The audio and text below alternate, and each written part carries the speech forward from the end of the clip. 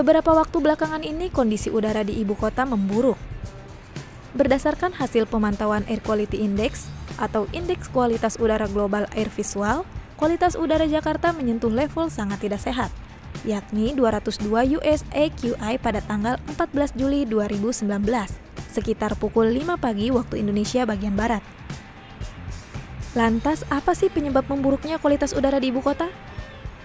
Kalau menurut aku itu sih karena gara-gara banyaknya angkutan umum dan juga angkutan pribadi. Ya karena polusi udaranya. Dari asap, mungkin asapnya emang nggak nyampe, cuman alus-alusnya gitu kayak mungkin ikut angin terus nyampe ke Jakarta juga, seperti itu. Memburuknya kualitas udara di Jakarta atau kota besar lainnya sebagian besar disebabkan oleh banyaknya penggunaan kendaraan bermotor. Meningkatnya jumlah penggunaan kendaraan bermotor tidak diimbangi dengan peningkatan jumlah ruang terbuka hijau atau jumlah pohon penyerap karbon. Jadi kalau kita perhatikan, khususnya kota Jakarta, itu sekarang ini tercemar berat oleh polusi udara. Nah, polusi udara itu 70-80% berasal dari kendaraan bermotor.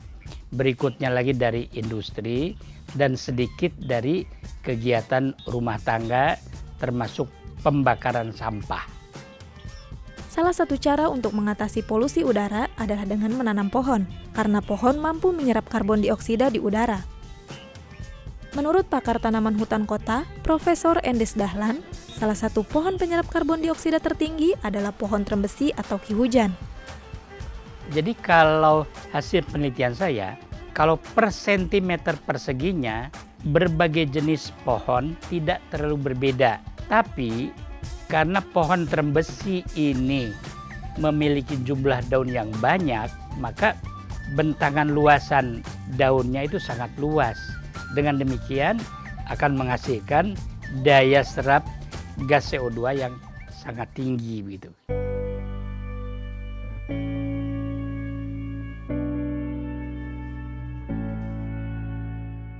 Pada dasarnya semua jenis tumbuhan dapat menyerap CO2. Ini disebabkan karena adanya proses fotosintesis. Pohon trembesi mampu menyerap karbon dioksida dalam jumlah besar, karena memiliki bentangan mencapai lebih dari 15 meter, sehingga jumlah daun yang dihasilkan sangat banyak. Hal ini membuat daya serap gas CO2 tinggi. Pohon trembesi ini mampu bertahan 200 hingga 300 tahun. Semakin tinggi dan besar pohon, semakin besar daya serapnya.